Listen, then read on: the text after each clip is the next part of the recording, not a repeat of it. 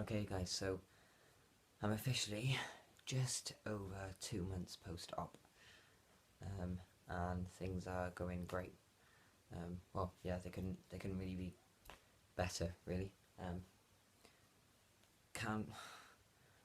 It's so difficult to do these updates when, I mean, things must have changed since my last update, but it's hard to tell. I mean, the healing still looks the same, really.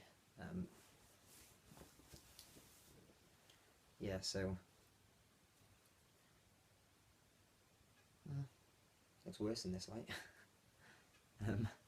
Yeah. Gosh, I look so skinny. I'm trying to put on weight, actually, and I don't like being able to see my ribs, really.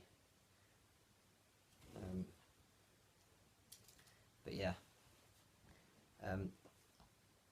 Obviously the one nipple is fine. It's got a little bit of a square bottom to it, and the other nipple still looks. They look more even now, but this one's still obviously got a lot of stretching and stuff like that.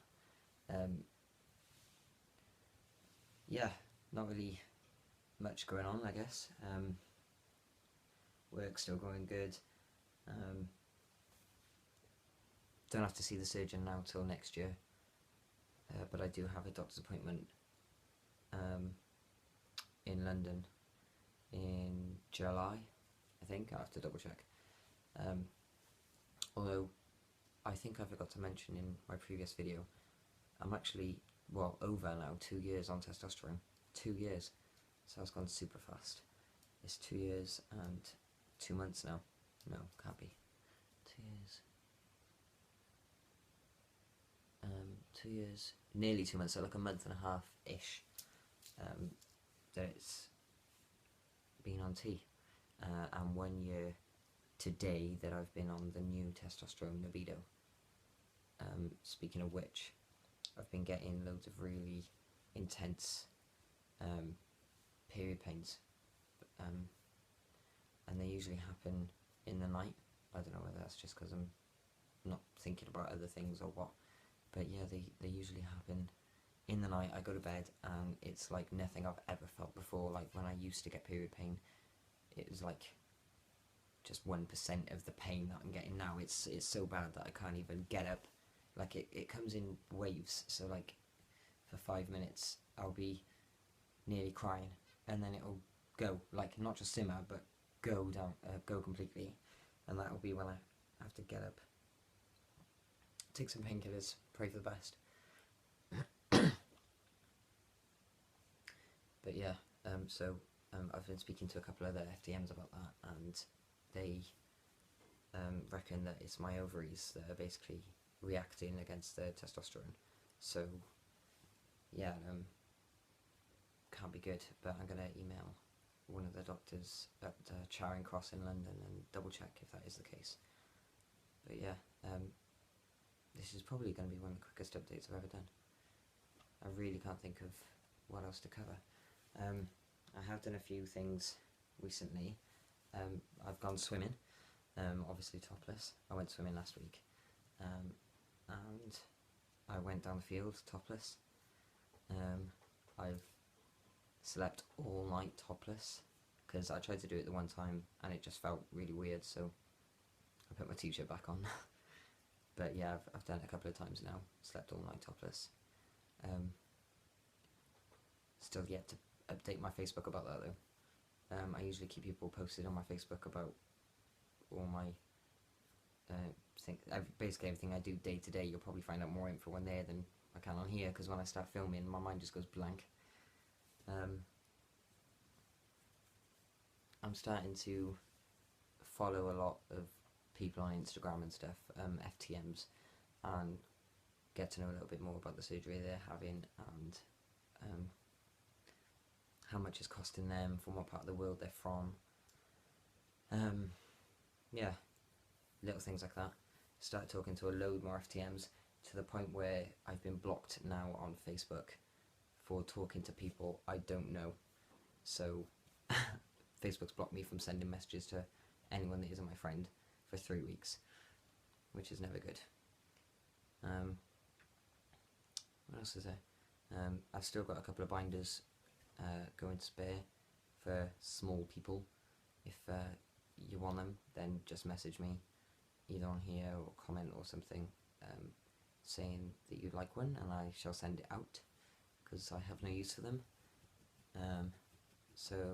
Oh, and I have a swimming binder, swimming one that's still yet to be given away.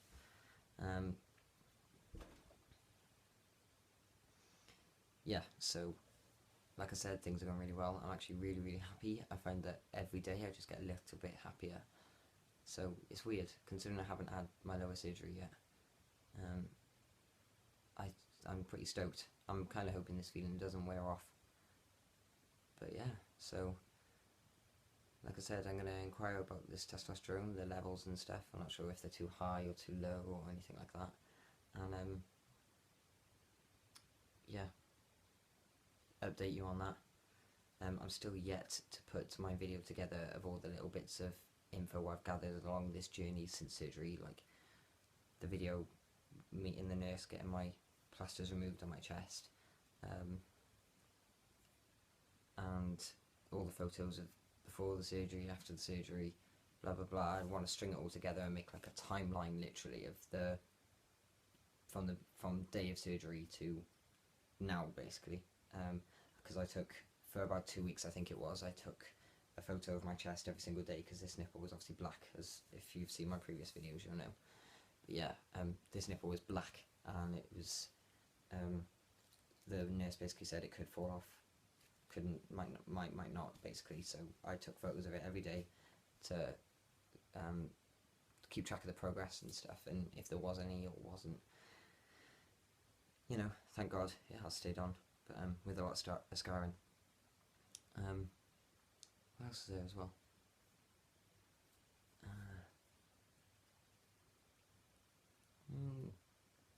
I think where weight gain's concerned, I managed to put on about a stone, within 4 weeks of being post-op. Since then it sort of got grinded to a halt, but then my appetite's gone back down the pan again, so, you know, that's probably why. Another thing I wanted to cover, which I'm so crap at this, I'm not sure if I have covered it in a previous video, but for any other FTMs out there that have been told you have to quit smoking, by no means am I encouraging you to stay a smoker, but I didn't manage to quit in time for my surgery, and the only time I didn't smoke was the 3 days I was in hospital, and weirdly I was fine not smoking, I felt fine, and then as soon as I come out I lit a fag, pretty much, within half an hour of leaving. So if you can quit, then obviously quit, but when nurses and surgeons basically stress you out by saying your whole life's going to fall apart if you don't quit smoking, I'm just saying, I turned out okay, and yeah, what could possibly, I'm not going to say what could possibly go wrong, but yeah, basically, I wouldn't stress too much. If you can't quit, don't panic, so to speak, but if you can, then do it, because not only will it benefit you in the long run, but it'll also mean a lot towards your surgery, and apparently the results and the healing time is a lot faster and stuff like that. So yeah, don't risk it if you don't, if you can help it.